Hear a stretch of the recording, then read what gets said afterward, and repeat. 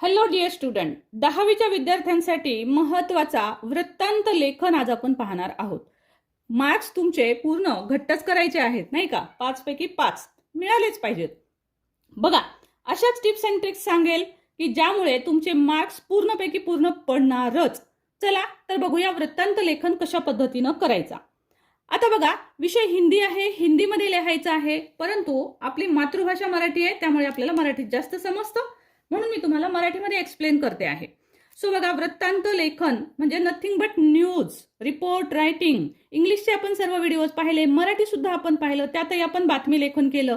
So हीच ती बातमी आहे, हीच ती न्यूज आहे आणि हाच तो वृत्तांत आहे. सेम, काहीच वेगळं नाही आहे.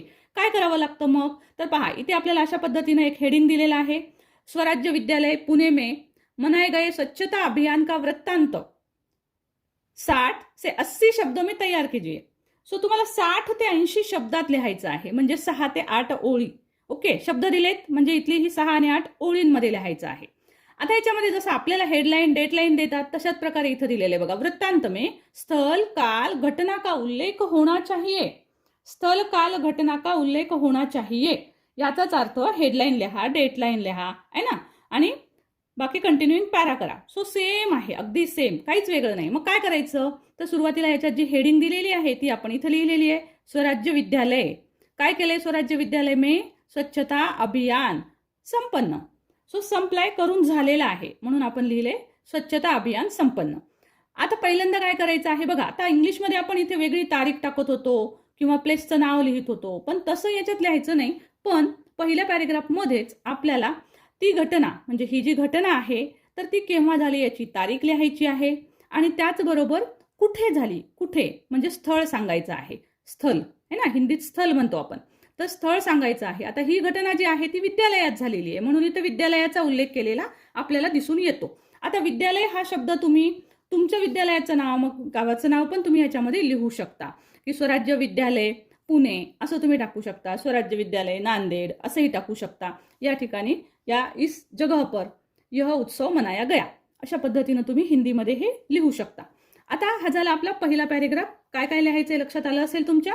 आपल्याला स्थल म्हणजे स्थळ लिहायचं आहे, म्हणून विद्यालय लिहिलेलं आहे आपण. विद्यालयात घटना झाली, तारीख लिहिलेली आहे 2 ऑक्टोबरला झालेला आहे, त्यामुळे 2 ऑक्टोबर लिहिलेला आहे. सो ही तारीख फक्त पहिल्या पॅरेग्राफमध्ये आली पाहिजे.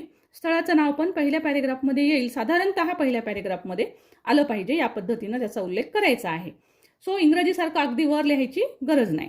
त्याच्यानंतर दुसऱ्या पॅरेग्राफमध्ये आपल्याला संपूर्ण उल्लेख करायचा आहे, सविस्तर माहिती लिहायची आहे की आपण हा स्वच्छता अभियान कशा कशा प्रकारे साजरा केला, इसका आयोजन किस तरह से हुआ, यह एक समारोह था, वह अच्छी तरह से हमारे विद्यालय के प्रांगण में संपन्न हुआ.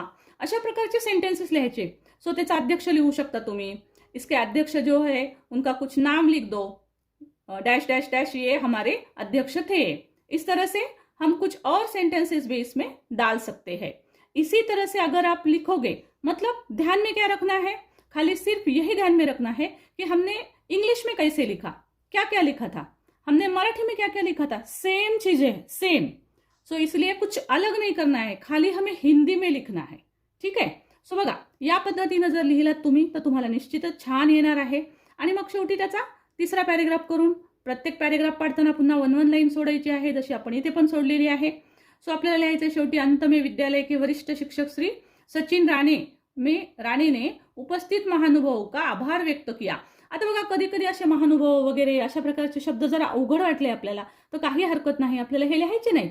आपण सोप्या भाषेमध्ये सुद्धा लिहू शकतो की अंत में विद्यालय के वरिष्ठ शिक्षक श्री सचिन सर ने आभार व्यक्त किया. बस संपलं. सिंपल साधी सोपे सेंटेन्सेस तुम्ही तयार करू शकता. हमारे सर ने आभार व्यक्त किया, बस एवढं जरी लिहिलं तरी चालेल. सरचं नाव जरी नाही आलं तरी चालेल.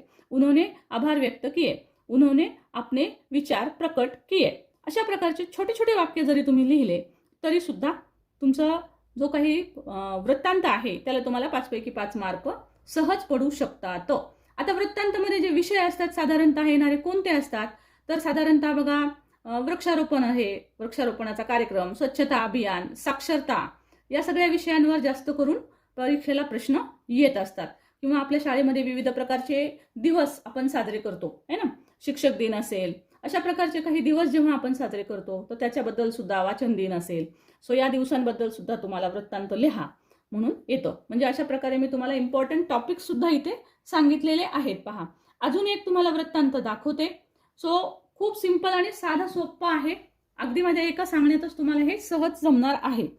तुम्ही चॅनलवर नवीन असाल तर चॅनल सबस्क्राईब करा. लाईक केलं नसेल अजून तर जरूर लाईक करा.